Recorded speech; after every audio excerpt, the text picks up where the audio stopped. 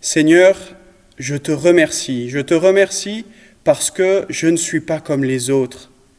Ces autres qui, ces jours-ci, passent leur temps à regarder des séries sans intérêt sur Internet, ou encore perdent leur temps à échanger des vidéos plus ou moins drôles par le biais de leur téléphone portable.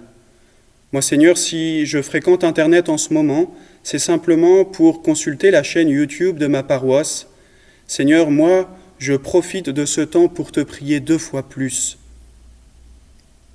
Vous voyez, chers amis, c'est sans doute avec ces mots-là que nous pourrions actualiser cette parabole que Jésus propose à notre méditation.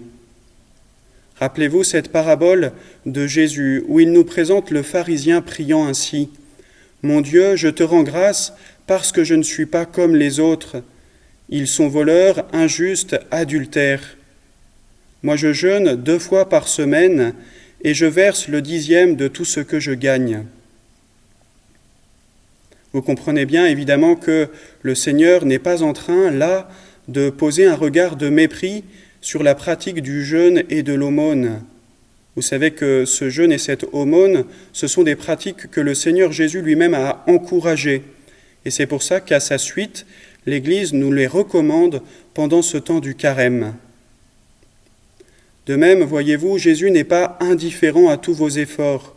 Il n'est pas indifférent à l'effort que vous faites en ce moment pour rester unis au reste de la paroisse par les liens de la prière, pour rester aussi unis à la paroisse par le lien de cette chaîne YouTube sur laquelle j'ai le plaisir de pouvoir vous adresser la parole. Tout cela, le Seigneur le voit. Il regarde avec bienveillance votre désir, et en particulier votre désir de redonner toute sa place à la prière dans votre vie confinée de ce moment.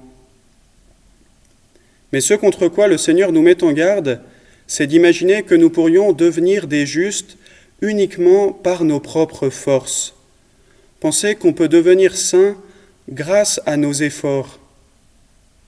Vous voyez, dans sa contemplation satisfaite de lui-même, le pharisien, lui, n'est plus capable de reconnaître qu'il a besoin d'être transformé par Dieu.